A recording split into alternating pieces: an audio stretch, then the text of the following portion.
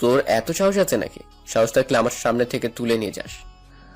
সাহস নিয়ে প্রশ্ন তুলিস না তায়াং, তাহলে ভালো কিছু হবে না। আমি এনাজের দিকে কপাল কুঁচকে তাকালাম। সে আমার দিকে তাকিয়ে মুখটাকে কাচুমাচু করে বলল, তুমি এইভাবে তাকিও না, আমার তেমন কিছু করার ইচ্ছে নেই। তবে যদি পরিস্থিতি খারাপ হয় তাহলে করতেও পারি, আমাকে দিয়ে বিশ্বাস নেই। আমি তার কথা শুনে ডন্ট কেয়ার ভাব নিয়ে শব্দ করে মুখ ভেঙচি দিয়ে অন্যদিকে তাকালাম। সামাদ ভাইয়া আমাদের কাণ্ড দেখে হাসছে। সামাদ ভাইয়াকে হাসতে দেখে আমি জিজ্ঞেস করলাম, তোর বউয়ের সাথে কথা হয়েছে ভাইয়া? না, রাতে একটু হয়েছিল। তুই জিতলি ভাই। মামাতো বোনকে ছোট থেকে একতরফা পছন্দ করে তাকে বিয়ে করে এখন ঘরে তুলবি। তোরা বিদেশি ছেলেরাই জিতিস, বুড়ো বয়সে কচি মেয়ে বিয়ে করতে পারিস। ওই, আমি কি করছি? কি করিসনি তাই বল, আবার বড় গলায় কথা বলিস। তোকে যদি জিজ্ঞেস করতাম তখন বলতি না মারিয়া আমার মামাতো ভাই, ওকে আমি কেন পছন্দ করব? এখন তাহলে বিয়েটা কি আমার ফুফাতো বোনের সাথে হচ্ছে সামাদ ভাই? তোর বয়স 33 আর তোর বউয়ের মাত্র 18। আমার থেকে 3 বছরের ছোট। আগে নাম ধরে ডাকলেও এখন তো নাম ধরে ডাকতে পারি না। অবশ্য ওর জামাইকে সামাদের বদলে সালাদ বলি। তাহলে ওকে কি প্রথম প্রথম ভাবি বলতে পারবো? তবুও কিছু করার নেই, ভাবি বললেই ডাকতে হবে। তুই তলে তলে রেলগাড়ি চালিয়ে এখন বলছিস কি করছি? সামাদ ভাইয়া আমার কথার উত্তর না দিয়ে হাসতে লাগলো। মারিয়া মানে সামাদ ভাইয়ার বউ, সম্পর্কে ভাইয়ার আপন মামাতো বোন। সে বহু আগে থেকে ওকে একতরফা পছন্দ করে। অনেক চড়াই উতরাই পার করে 1 বছর আগে ওদের কাবিন হয়েছে। এখন শুধু অনুষ্ঠান করে উঠিয়ে নিয়ে আসবে। ভাইয়া জানে একতরফা ভালোবাসা কতটা কঠিন, তাই হয়তো এনাজের বিষয়টা জেনেও কিছু বলেনি। ভাইয়া এখনো হাসছে, তাতে আরো রাগ উঠলো। আমি রেগে বললাম, একদম দাঁত কালাবি না, ডালের চামচ পিক্কা মারবো শয়তান চামড়া। একটাও ভালো না, সব তলে তলে রেলগাড়ি চালায়। ট্যাং ভাইয়া ফস করে রেগে বলল, কি করেছি তোর সাথে? তোকে কিছু বলছি আমি? তুই ফস করে উঠিস কেন? হ্যাঁ, আমি তো কাউকে মিন করে বলিনি। যেহেতু তোর গায়ে ফসকা পড়েছে তাহলে তোকেই বলছি। আমাদের ভাই বোনের ঝগড়া দেখে মনে হচ্ছে এনার হাসতে হাসতে চেয়ার থেকে পড়ে যাবে। শাহিনুর আপু রান্নাঘর থেকে এসে ভাতের বোল টেবিলে রেখে বলল, কি হয়েছে তোদের, ঝগড়া করিস কেন? আমি আপুর উত্তর না দিয়ে উল্টো জিজ্ঞেস করলাম, অর্ণা অর্থী ইভা কোথায়? মেজো কাকা আসতেছে, তাদের আনতে গেছে। দুই আপু আসবে না? জামাই নিয়ে আসবে, এর মধ্যে বোধহয় চলেও আসছে। আমার আব্বু চাচুরা মিলে 3 ভাই। ভাইদের মধ্যে আব্বু ছোট, বোন 4টা ছিল, কিন্তু এখন মাত্র একজন বেঁচে আছে। যে বেঁচে আছে সে আবার আব্বুর ছোট। বড় চাচুর 4 ছেলে মেয়ে। মেজো চাচু ঢাকায় থাকে, আর 3 ছেলে মেয়ে, 2 মেয়ে আর 1 ছেলে। মেয়ে দুটোর বিয়ে হয়ে গেছে, কিন্তু ছেলেটা আবার আমার ছোট, তাই ওকে নাম ধরেই ডাকা হয়। আর আমার আব্বুর আমরা 2 মেয়ে। শাহিনুর আপু আমাকে জিজ্ঞেস করলো, বড় মামিরা কবে আসবে? কারা? নুরাপিরা? নূরদের কথাই বলছি। হ্যাঁ, বিকেলে আসবে। তন্নি, খালামণি কোথায়? আসলেই তো, তারা কোথায়? তায়াং ভাইয়া বলল, আম্মু, তন্নি খালাবোনের সাথে ওই পাশের বাসার এক আন্টির বাসায় গিয়েছে। সামাদ ভাইয়া খাওয়া হতেই সে উঠে গিয়ে আমাদের বলল, আচ্ছা থাকো তাহলে তোমরা, আমার আবার ডেকোরেশনের লোকজনের সাথে কথা বলতে হবে। হলুদের স্টেজ কবে করবে কে জানে, ওনাদের হাবভাব দেখে মনে হচ্ছে আগামীকাল করবে। শাহিনুর আপুর সাথে কিছু টুকটাক কথা বলে সামাদ ভাইয়া চলে গেল। আপু তায়াং ভাইয়াকে জিজ্ঞেস করলো, তাও কিছু দিব? আমি তায়াং ভাইয়ের দিকে তাকিয়ে শয়তানি হাসি দিয়ে বললাম, আপু মূলার তরকারি আছে, থাকলে ভাইয়াকে দিয়ে যাও। ভাইয়ার মূলার তরকারি ভীষণ পছন্দ, এটা হলে আর কিছু লাগে না। শাহিনুর আপু বলল, মূলার তরকারি রান্না করি নাই, সিমের তরকারি আছে, তা দিব? দুপুরে না হয় তোমার জন্য আলাদা করে মূলার তরকারি রান্না করবো নি? তায়াং ভাইয়া চেঁচিয়ে বলল, না আপু, আমি মূলার তরকারি পছন্দ করি না। এই শাকচুনি মিথ্যে বলছে। এনাজ মুখ টিপে হেসে বলল, তোর পছন্দ তায়াং, তা বলতেই পারিস, এত লজ্জা পাওয়ার কি আছে? শালা এক্ষুনি আমার বোনের আইনটা নিস। আর কত দিন পড়েই আছে, তুই বউয়ের আঁচল ধরে করবি। শাহিনুর আপুকে ফুপি ডাক দিতেই সে রান্নাঘরের দিকে ছুটল। তায়াং ভাইয়া আমাদের দিকে কটমট করে তাকিয়ে বলল, তোর ভিটামিন মায়ের অভাব আছে, ভিটামিন মায়ের খেলে তুই ঠিক হবি।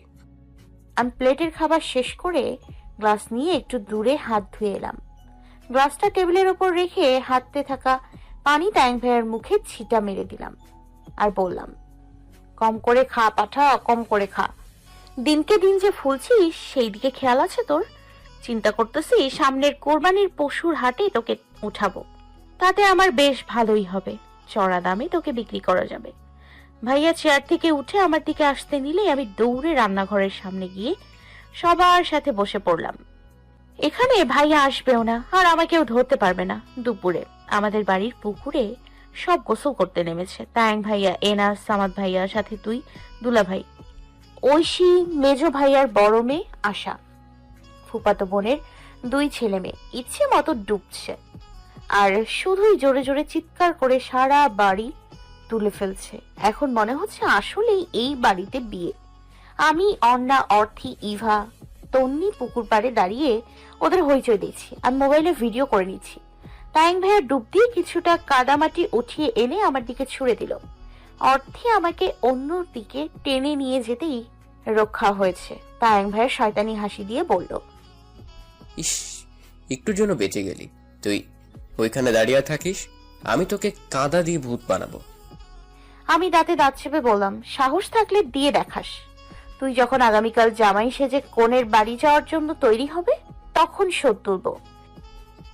ঘন্টা করবি তুই আমার। ভাইয়া আবার ডুব দিয়ে অন্যদিকে চলে গেল। এনা জোরে চেঁচিয়ে বলল, টিডি পোকা গোসল করবে নাকি? জি না, আপনারাই করেন।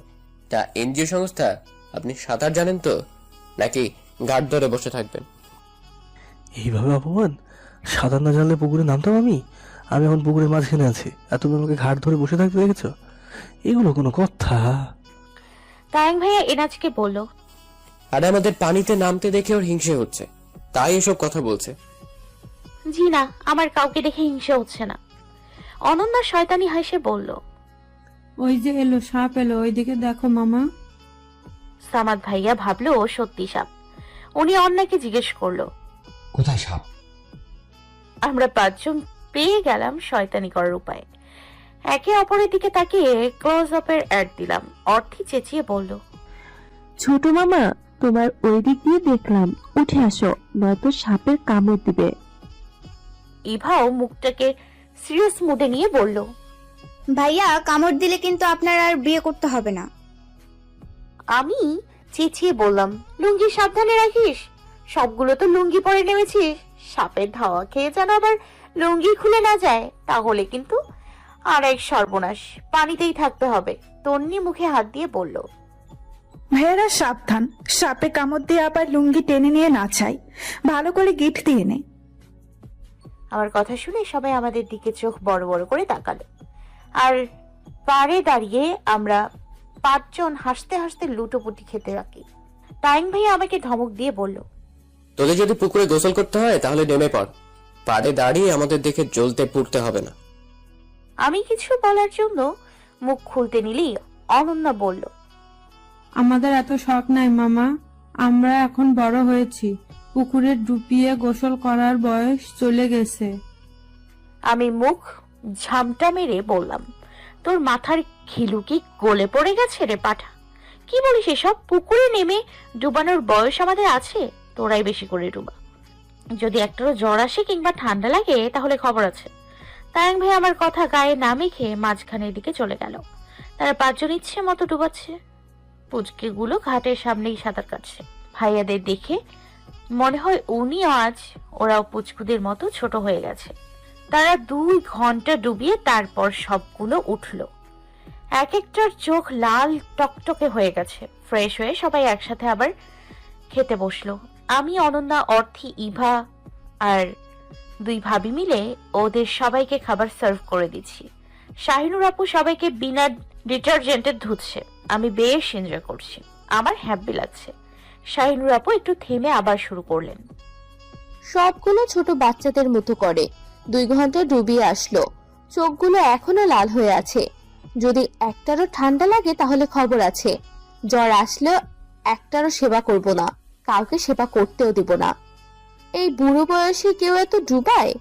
চোখের দিকে তাকানো যাচ্ছে না। অন্যার আব্বু, তুমিও ওদের সাথে জোড়া বেঁধে গেছো? জ্বর আসলে আমি একটুও সেবা করব না। যেমন তোমার ছোট মেয়ে ডুবাইছে তেমন তুমিও। ফুপাতো বোন সবাইকে ঝাড়ছে। তার 2 ছেলে মেয়ে পিঠে কতগুলো তাল ফেলেছে। তিনি বললেন, পুকুরে গোসল করতে নেমে একদম ছোট বাচ্চা হয়ে গেছে। যদি কেউ একজন অসুস্থ হও তাহলে সরকারি হসপিটালে করোনার রোগী বলে ভর্তি করে রেখে আসবো। আমি সবার দিকে তাকিয়ে শয়তানি হাসি দিলাম। তারপর আপুদের সাথে সুর মিলালাম। একদম ঠিক বলছো আপি, একটাকেও ধরবো না। জ্বর ঠান্ডা লাগা তো দূরে থাক, যে একটা হাসি দেবে তাকে ওই পশ্চিম দিকের বাঁশবাগানে ফেলে দিয়ে আসবো, নয়তো চ্যাংদুলা করে ছাদের উপর রোদে শুকাতে দেব। রোদের তাপে শুটকি হলে এরা ঠিক হবে, তার আগে নয়। আমার কথা শেষ হতেই এনাজ হাঁচি দিয়ে মুখ ঢেকে ফেললো। সবাই ওর দিকে তাকিয়ে জোরে হেসে উঠলো। বেচারা শুকনো মুখে আমারও আপুর দিকে তাকালো, চোখ দুটো লাল হয়ে আছে। আমি আপুকে উদ্দেশ্য করে বললাম, এই তো পেয়ে গেছি, এটাকে আগে ধরো, বাঁশবাগানে ফেলে রেখে আসি, তারপর রোদে শুকাতে দেব। তোমরা চাইলে সরকারি হসপিটালে করোনার রোগী বলে ভর্তি করে দিয়ে আসতে পারো। এনাজের দিকে তাকিয়ে বললাম, তা ভাইয়া চোখ দুটো তো লাল করেছেন, জ্বালা করছে না? এনাজ দাঁতে দাঁত চেপে বিড়বিড় করে বলল, কে ভাইয়া? কার ভাইয়া? আমাকে ভাইয়া বলতে বারণ করেছে রিপোকা কিন্তু। আমি তার কানের কাছে মুখ নিয়ে বললাম, সবার সামনে ভাইয়া বলবো না তো কি জমে বলবো? এনাজ এক গেলে হাসি দিয়ে বলল, খারাপ নয়, বলতে পারো, আমি কিছু মনে করবো না, তবে ভাইয়া বলবো না। চুল টেনে ছিড়ব। এখন যদি ঠান্ডা জ্বর আপনাকে ধরে তাহলে আমি একটুও আপনার সামনে ভিড়বো না। ইচ্ছে করে ওদের দাওয়াত দিলেন। এমন করো কেন? কত বছর পর পুকুরে গোসল করলাম, সবার সাথে মজা করতে করতে কখন যে এত সময় চলে গেল বুঝতেই পারিনি। ওনার ছোট বাচ্চাদের মতো ঠোঁট উল্টানো কথাগুলো শুনে আমার ভীষণ হাসি পাচ্ছে, কিন্তু না হেসে মুখটাকে কঠিন করে বললাম, আপনি অসুস্থ হলে এখন আমিও বুঝবো না, এটাই আপনার শাস্তি। আমাকে এনাজের কিছুটা দূরে দাঁড়িয়ে থাকতে দেখে মেজু ভাবি বলল, কি ফুসুর ফাসুর করছো নভা? কিছু না ভাবি, আমি তরকারির বাটি নিয়ে রান্নাঘরের দিকে চলে গেলাম। ভাবির চোখে আমি সন্দেহ দেখতে পেয়েছি।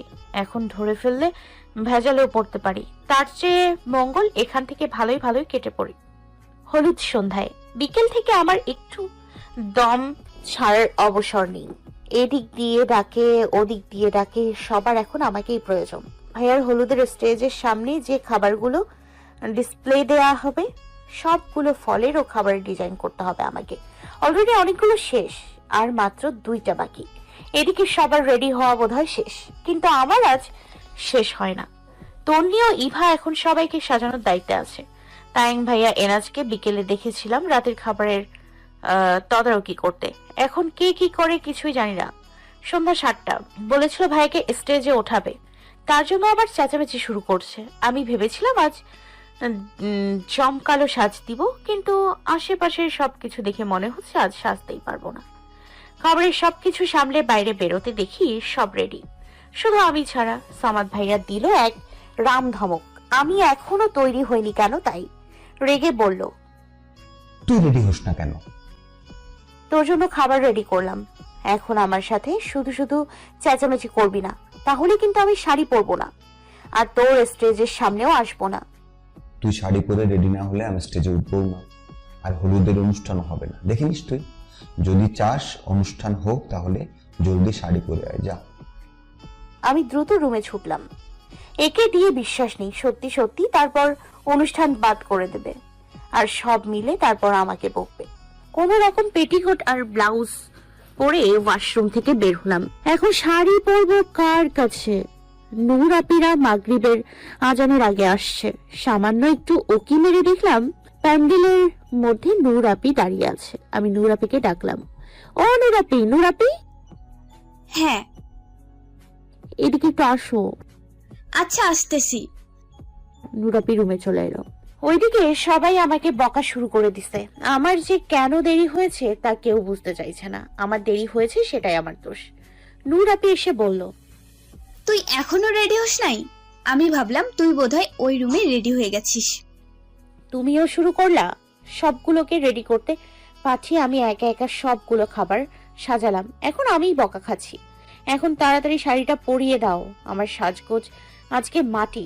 ওইদিকে আমাকে ছাড়া ভাইয়া স্টেজে উঠবে না, এতে যেন সবাই আরো বেশি বকতেছে। আমি রেডি হওয়ার সময় বারবার তোর কথা জিজ্ঞেস করলাম। ঐশী বলল কি তুই নাকি ওই রুমে সাজতেছিস। দরজা আটকানো দেখে আমি কয়েকবার দরজা ধাক্কিয়ে আসছি, কিন্তু তুই খুলিসনি। আমি যদি জানতাম তুই রেডি হোস নাই তাহলে তো তোকেও নিয়ে আসতাম। আর পাকটামি করে সবকিছু একা একা করতে গেছিস কেন? সবাইকে নিয়ে করলেই তো তাড়াতাড়ি হয়ে যেত। সবগুলো চেঁচামেচি শুরু করছে, তারপর আর কি করব? সবগুলোকে পাঠিয়ে দিয়ে আমি আর অন্না অনেকগুলি করলাম। তারপর অন্নাকে পাঠিয়ে দিলাম। এখন আমার জায়গায় অন্না থাকলেও আর রাগ করে শাড়ি পরতো না। নূর আপি শাড়ির কুচিগুলো ঠিক করে গুজে দিল। আম্মু এসে রেগে বলল, নোবা, তোর হয় নাই? সবাই তোর জন্য বসে আছে। সামার তো সোজা বলে দিছে তোকে ছাড়া স্টেজে উঠবে না। এখন শুরু করলে 12টার মধ্যে শেষ করে দিতে পারবো। এই হলুদের অনুষ্ঠান নিয়ে কি গ্রামে সারা রাত পার করে কেউ? আম্মু চিল্লায় না তো, আমি কি ইচ্ছে করে দেরি করছি তুমি বলো? এখন সাজার টাইমটাও আমার নেই। বেশি আশা করছিলাম না হলুদে অনেক সাজবো, তাই ন্যাচারাল লুকে আমার ক্যামেরার সামনে যেতে হবে। দয়া করে তুমিও সবার মতো শুরু করো না। জলদি আয়, আর সাজতে হবে না। আসতেছে, তুমি যাও। ওয়াশরুম থেকে কোনো রকম ফেস ওয়াশ দিয়ে মুখ ধুয়ে টিস্যু দিয়ে মুখ মুছে নিলাম। ঠোঁটটা অনেক শুষ্ক লাগছে, তাই একটু লিপজেল দিলাম। মাথায় হিজাব পেঁচাতে পেঁচাতে দৌড় দিলাম স্টেজের দিকে। আমি, অনন্যা, অর্থী, ইভা এই 4 জন মিলে ভাইয়ার মাথায় ওড়না ধরে স্টেজে উঠিয়ে দিলাম। তারপর একে একে সবাই হলুদ ছোঁয়াতে লাগলো। স্টেজ থেকে নামতেই ইভা আমার দিকে তাকিয়ে শয়তানি হাসি দিয়ে বলল, একদম ঠিক হয়েছে। বেশি সাজতে চাইছিলে না, এর জন্য একটুও সাজতে পারো নাই। বেশি আশা করলে এমনই হয়। অনন্যা বলল, আহারে, আমার খালামণিটার কত কষ্ট, একটু সাজতেও পারে না। থাক খালামণি, মন খারাপ কইরো না, কালকে বউ সাজ্য।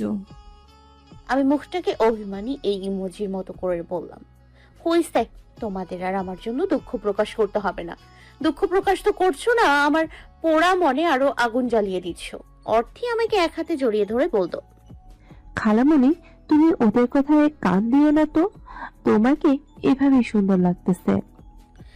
এই তো আমার মেজো ভাগ্নি বুঝতে পারছে। ইভা মুখ বাঁকিয়ে বলল, কি আর করবা, সাজতে তো পারোনি, এভাবেই মনকে সান্ত্বনা দাও। আমি ইভার দিকে খাইয়ে ফেলানো লোক দিয়ে তাকিয়ে অন্যকে জিজ্ঞেস করলাম, তন্নি আর নূর আপি কোথায়? অনন্যা উত্তর দেওয়ার আগে অর্থী বলল, ওদের দালানে ঢুকতে দেখেছিলাম, তারপর আর দেখি নাই। ও 3 জন অন্যদিকে চলে গেল। আমাকে জোর করেছিল, কিন্তু আমি যাইনি। স্টেজের কোনায় দাঁড়িয়ে রইলাম। ছেলেদের পরনে সবার গোল্ডেন কালারের পাঞ্জাবি, গলায় গাঢ় জাম কালারের সুতার কাজ, আর আমরা মেয়েরা সবাই গোল্ডেন পার জাম কালারের শাড়ি পরেছি। শুধু সামাদ ভাইয়ের পাঞ্জাবির রং সাদা। আমি আশেপাশে তাকিয়ে এনাজকে খুঁজতে লাগলাম। বিকেল থেকে তাকে একবারও দেখিনি। বড় চাচু ও চাচি ভাইয়াকে হলুদ ছোঁয়াচ্ছে, তার ভিডিওম্যান ভিডিও করছে। চোখে চোখে চোখ পড়েছে, কি আর বলবো মুখে। কে তোমায় সাজিয়েছে এত অপরূপে? কানের সামনে কারোর সুর করে গান শুনে আমি চমকে 2 কদম পিছিয়ে গেলাম। বুকে থুথু দিয়ে চোখ পাকিয়ে তাকিয়ে তাকে বললাম, এনজিও সংস্থা? এভাবে কেউ কানের সামনে গান গায়? আমি তো ভয় পেয়ে গিয়েছিলাম। মাশাআল্লাহ, আমার টিডি পোকাকে তো বেশ লাগছে। আজ চোখ ফেরানো দায় হয়ে যাবে। হইছে, আর পাম মারতে হবে না। আমার দুঃখে বুকটা ফাটি যাইতেছে, আর উনি আসছে কাটা ঘায়ে নুনের ছিটা দিতে। আমি একটু সাজতেও পারলাম না। ন্যাচারাল লুকে তোমায় ভীষণ সুন্দর লাগছে, শাড়িতে তোমায় অনেক বেশি সুন্দর লাগে। হইছে, থামেন, মন ভালো না আমার। একটা কথা কি জানো তুমি? কি? তুমি যেরকম আছো সেরকমই থাকো, তোমাকে আমার এমনই ভালো লাগে। আমি কিন্তু তোমার নর্মাল লুক দেখেই প্রেমে পড়েছি, তাই কৃত্রিম সাজসজ্জা দিয়ে তোমায় সাজতে হবে না। আমি আজ সাজতে পারিনি তো কি হয়েছে? আগামীকাল বউ সাজবো, মনে রেখেন।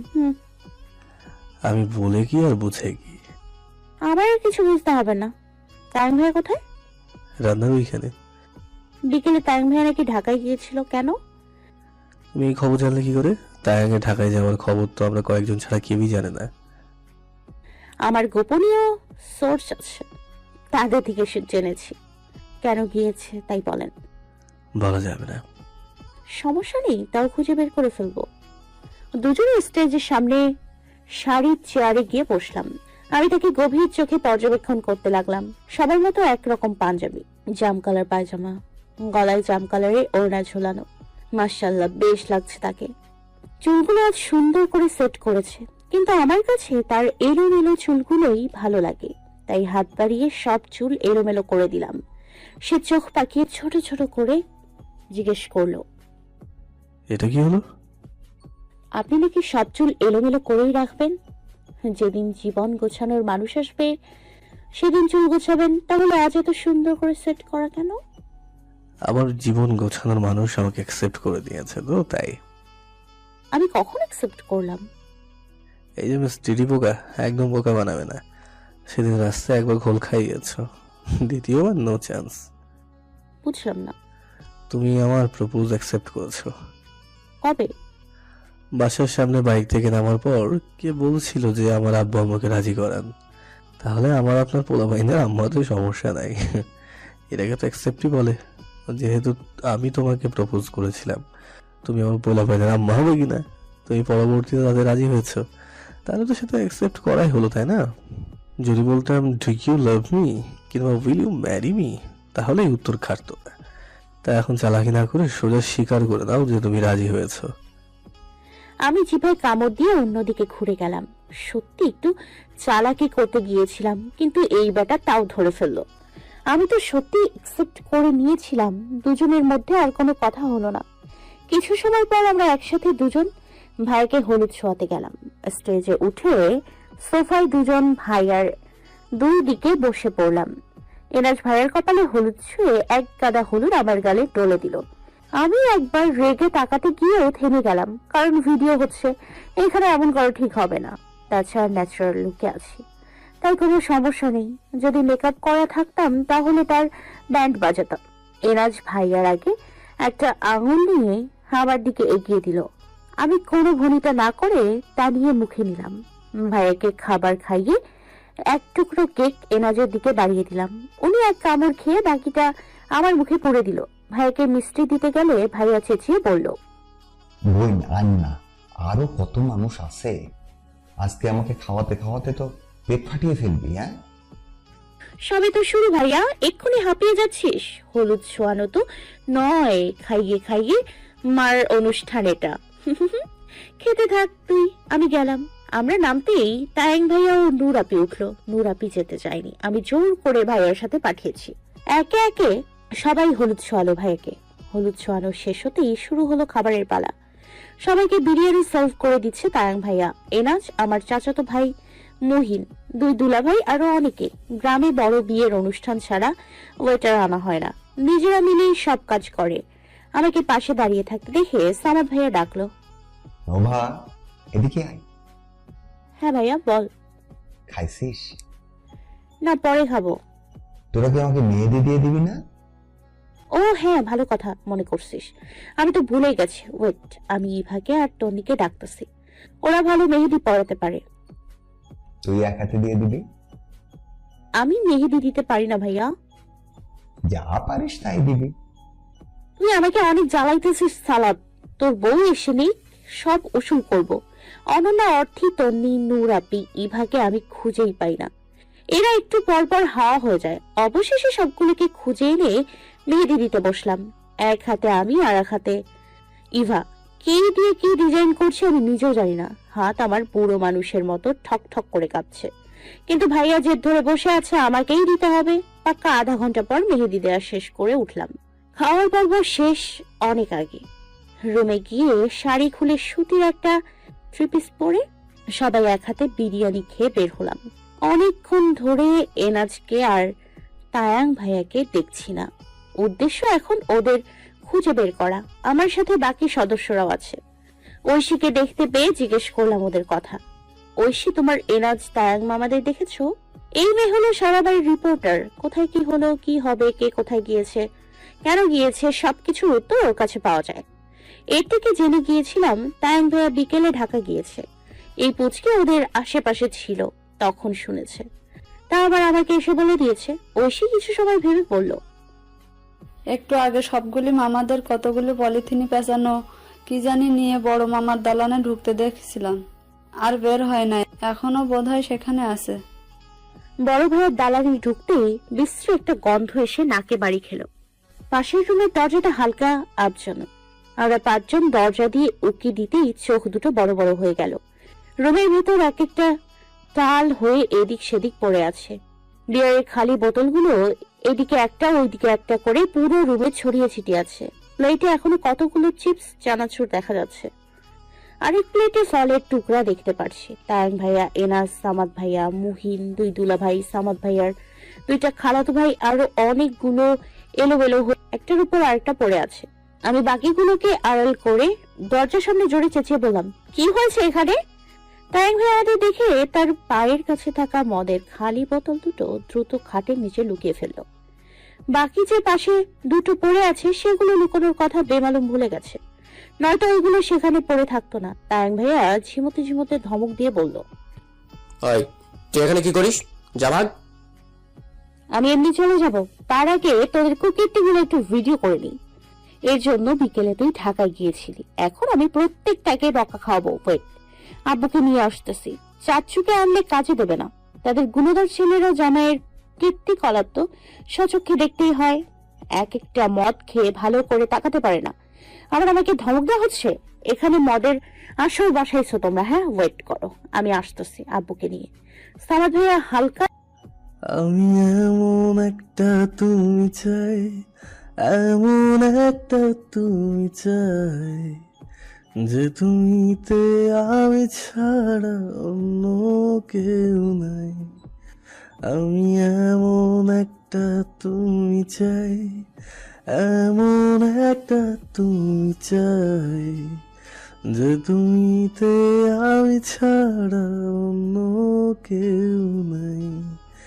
তুমি একবার বলো যদি আমি পাড়ি দেব খরস্রোতা নদী।